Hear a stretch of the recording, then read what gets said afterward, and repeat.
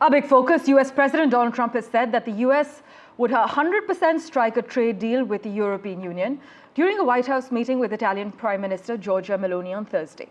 Ms. Meloni, widely perceived as Europe's Trump whisperer, had more than a reputation as a diplomatic bridge builder at stake during this visit. Italy is also one of Europe's top exporters to the US, you must note. But the two leaders struck a positive note, even as European officials expect most of Trump's tariffs to remain in place, as per reports, with little progress in trade negotiations, at least this week.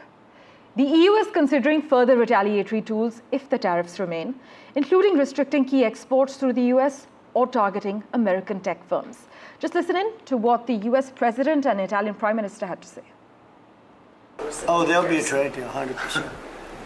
Oh, well, you think there won't be? Of course there'll be a trade deal, very much. They want to make one very much, and we're going to make a trade deal. I fully expect it, but it'll be a fair deal. Well, I'm here exactly to work for make the West stronger.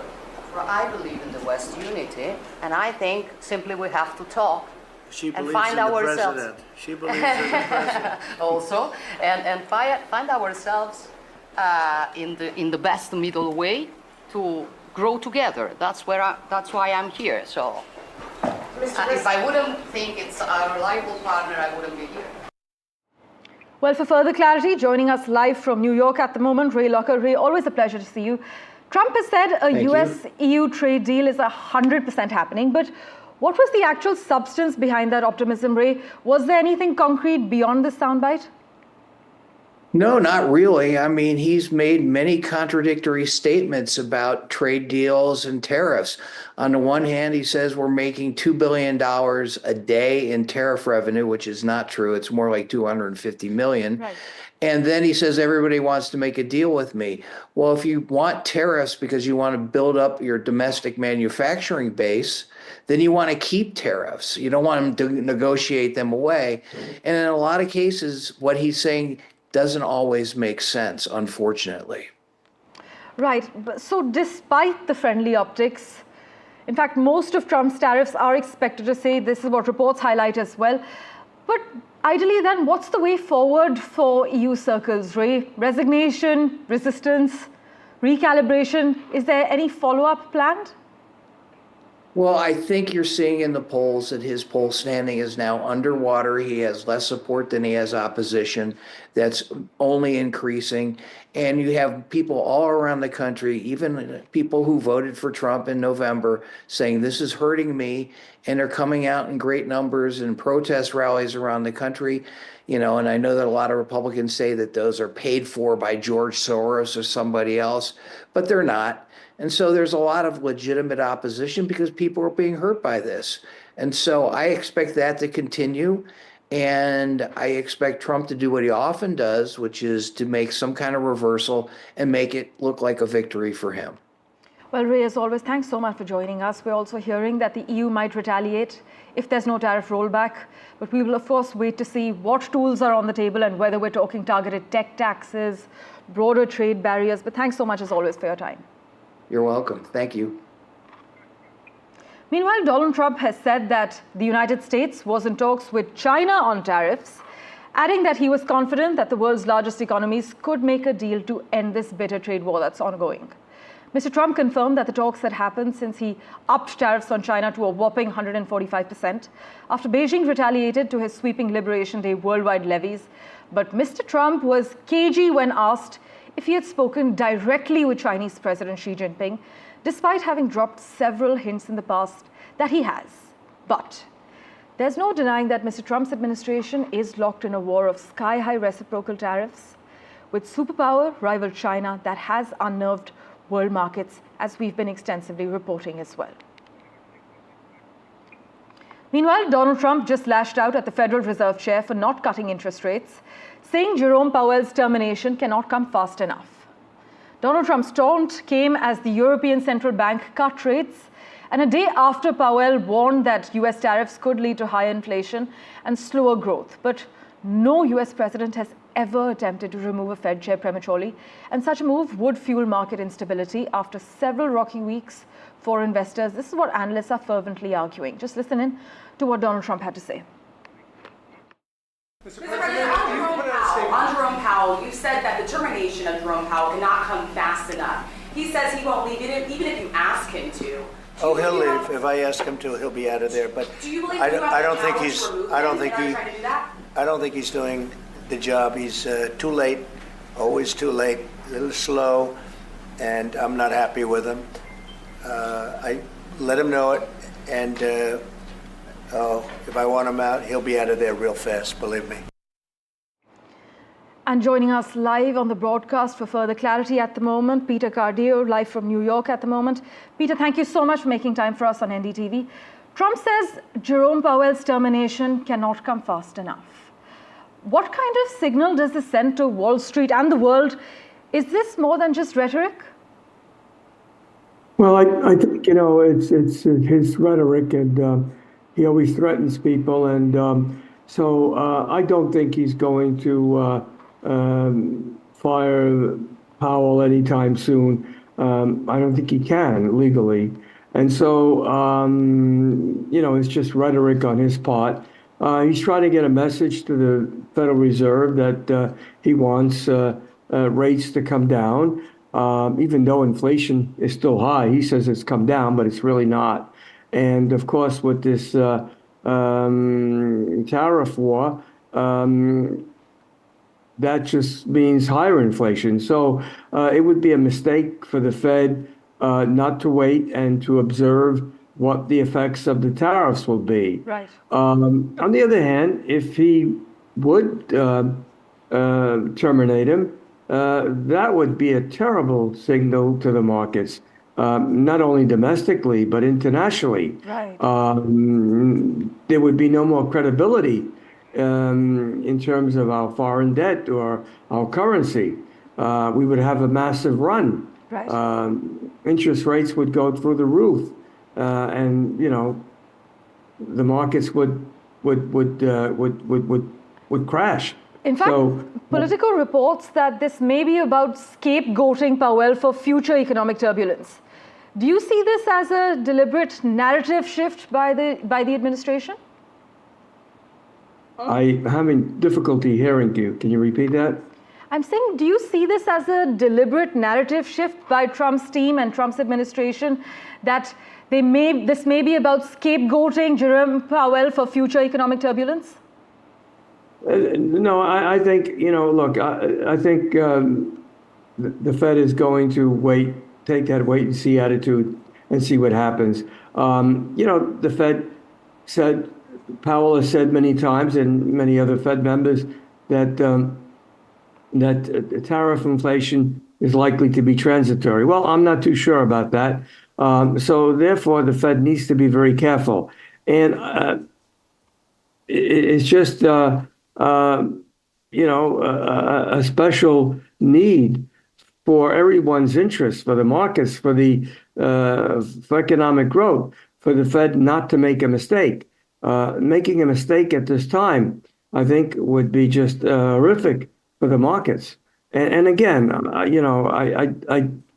don't think that President Trump will act. I think he'll wait for his term to expire, and then, of course, obviously, he will appoint a new chairman.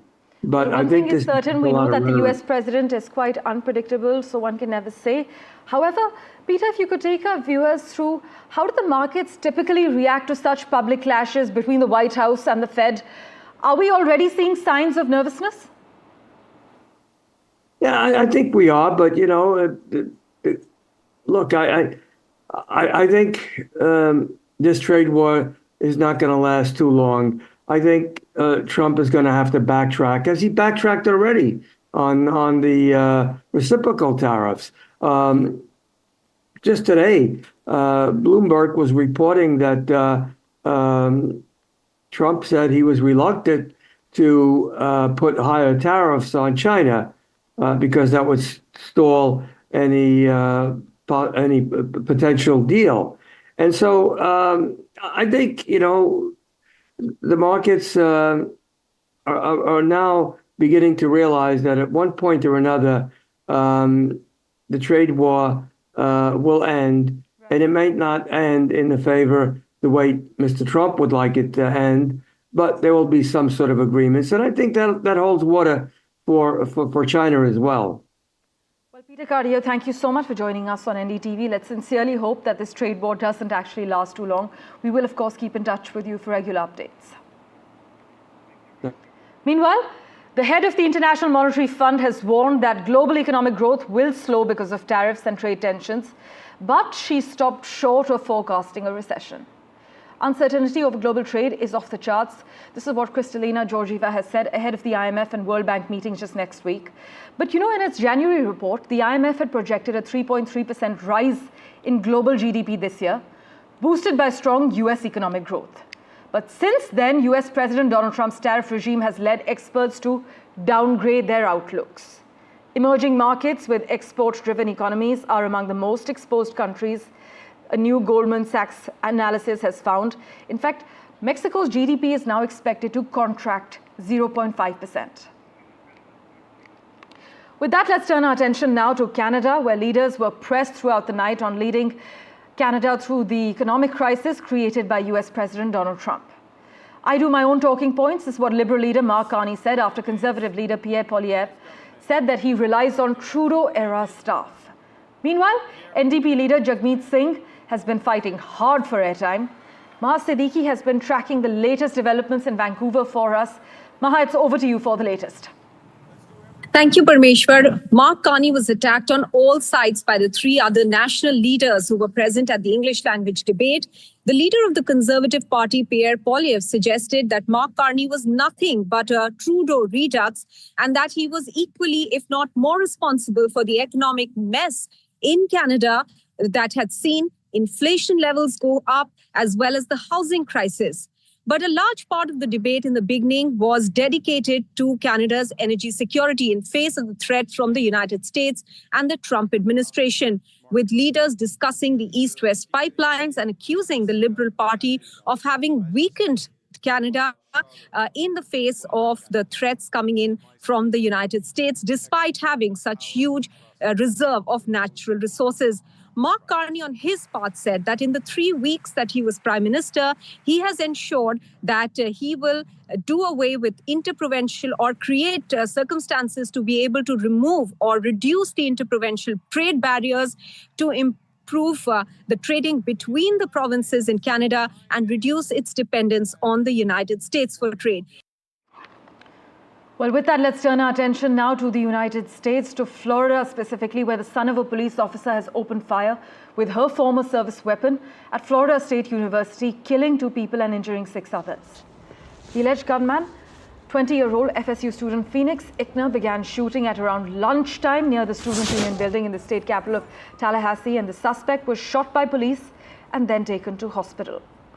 As we speak, the motive is still unclear, but the deceased were not students, campus police said, but their identities are yet to be released.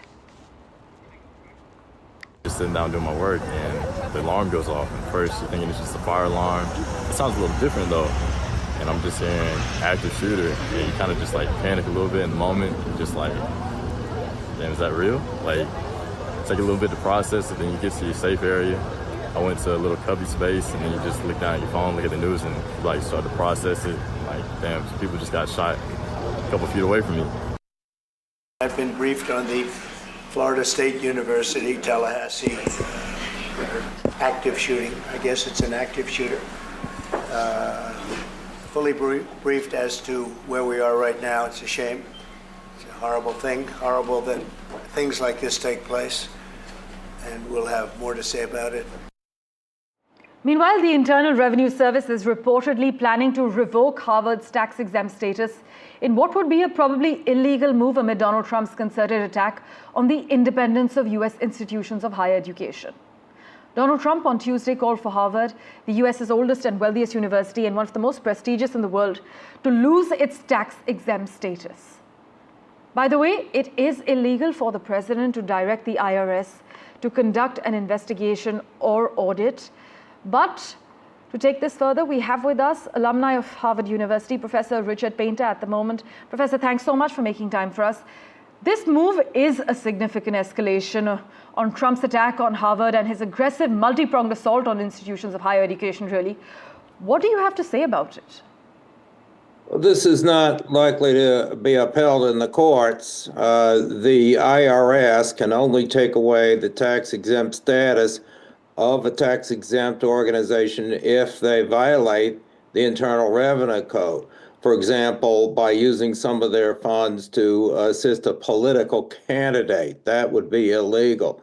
Arguably, it's the University of Pennsylvania that may have done that in 2020 to assist Joe Biden with being elected in 2020 with the Penn Biden Center. There were some serious questions about them, but Harvard has not endorsed a candidate or supported a campaign or done anything else that would violate the Internal Revenue Code. And you can't just take away tax-exempt status because you disagree with some of the people who work for Harvard, some of the professors.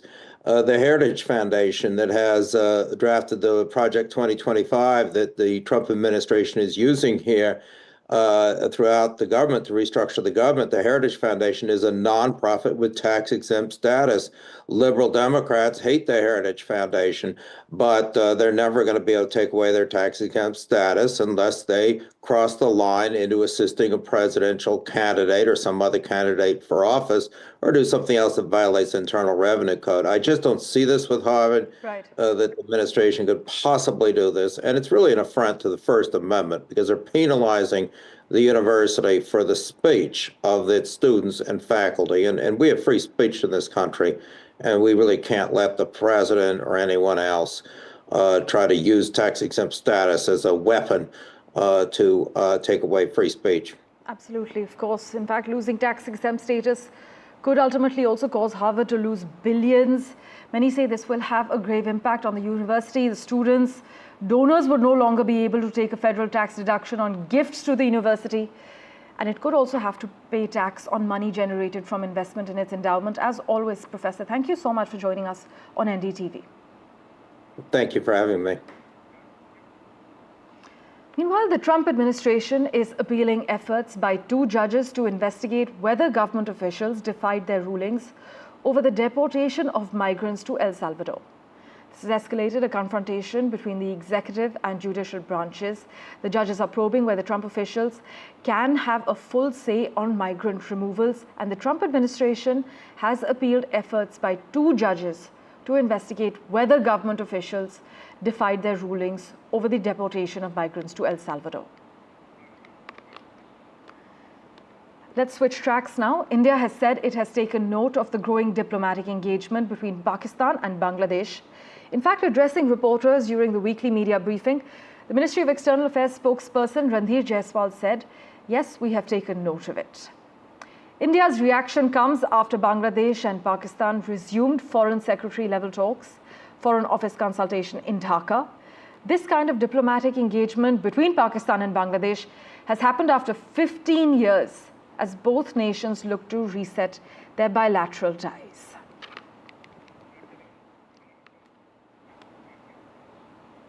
Meanwhile, India's Ministry of External Affairs has strongly criticized Pakistan's army chief over his comments on Kashmir, stating that Jammu and Kashmir is an integral part of India. The MEA questioned how a foreign entity could claim Kashmir as its jugular vein, and this reaction follows Pakistan Army Chief's assertion that Jammu and Kashmir is Pakistan's jugular vein, a remark that India sees as absolutely unacceptable. Listen in to what Pakistan's Army Chief had to say, followed by a reaction from India's Ministry of External Affairs. Government stance on Kashmir is absolutely clear. It was our jugular vein. It is our jugular vein. We will not forget it. And we will not leave our Kashmiri brethren in their heroic struggle, what they are waging against the Indian occupation. How can anything foreign be in there in a jugular vein? This is a union territory of India. Its only relationship with Pakistan is the vacation of illegally occupied territories by that country. As always, news and updates continue in a moment right after this very short break. Do stay tuned.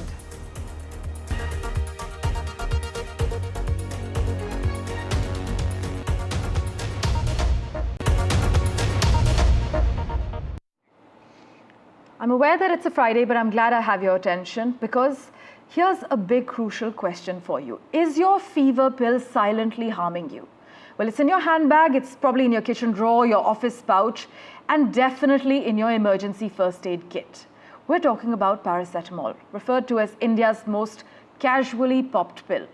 Whether it's a mild fever, a post-vaccine chill, or just that nagging headache, most of us reach for a Dolo without a second thought. But here's the shocker, because experts have now warned that we may be treating it like a harmless candy, and that could be a serious mistake. This isn't just medical advice, it's about a viral conversation that a US-based gastroenterologist has struck. We're talking about Dr. Pal Manikam. The doctors called this out on X, saying Indians take Dolo 650 like it's Cadbury gems. And this post on social media has now exploded. But behind this one-liner is a deeper, more dangerous reality, Paracetamol, as you're well aware, is not a multivitamin, it's a drug. And when taken without guidance, especially over long periods, it can quietly damage your liver and kidneys. And this is what experts want you to know. Here's the problem. We often self-medicate, and some people tend to actually trust their neighborhood chemist more than they trust a doctor. And that trust is costing us. So the next time you reach out for that little white pill, pause, ask, check, and don't pop it blindly, because experts are flagging a red flag. Your liver will thank you, because this isn't about scaring you, it's about waking you up. With that, let's turn our attention now to the latest as far as Saudi Arabia is concerned. In fact, I must inform you that currently, the defense minister has visited Tehran. The officials there have greeted him. This visit was ahead of weekend talks between Iran and the United States over the Iranian nuclear program. The defense minister delivered a message from Saudi King Salman bin Abdulaziz to Iranian Supreme Leader Ayatollah Ali Khamenei on Thursday. This is what Iran's state media has reported.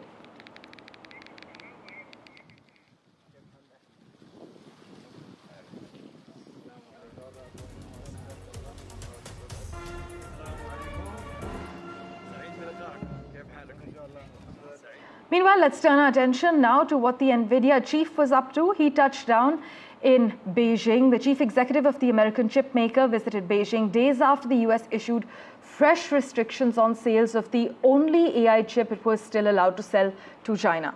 China Daily, which is the ruling Communist Party's official English language outlet, published a photo of Huang in the capital, saying that the trip came 3 months after pledging to continue cooperation with China during his last visit. You must note, though, it added the hashtag #OpportunityChina, which it has previously used in posts promoting US-China exports. Well, in other news, scientists have found new but tentative evidence that a faraway world orbiting another star may be home to life. A Cambridge team studying the atmosphere of a planet called K218b has detected signs of molecules which Earth are only produced by simple organisms, and this is the second and most promising time chemicals associated with life have been detected in the planet's atmosphere by NASA's James Webb Space Telescope. But while scientists find strongest evidence, the team stressed that more data is needed to confirm these results. Meanwhile, Elon Musk's SpaceX is a frontrunner to build Donald Trump's proposed missile defense shield. This is what Reuters is reporting. And Musk has formed a consortium with 2 other companies with close ties to the president. This is Peter Thiel's Palantir and drone maker Anduril, in a bid to build key parts of Trump's Golden Dome, modeled on Israel's Iron Dome anti-missile system. Thank you so much for investing your time in watching this edition of The World 24/7.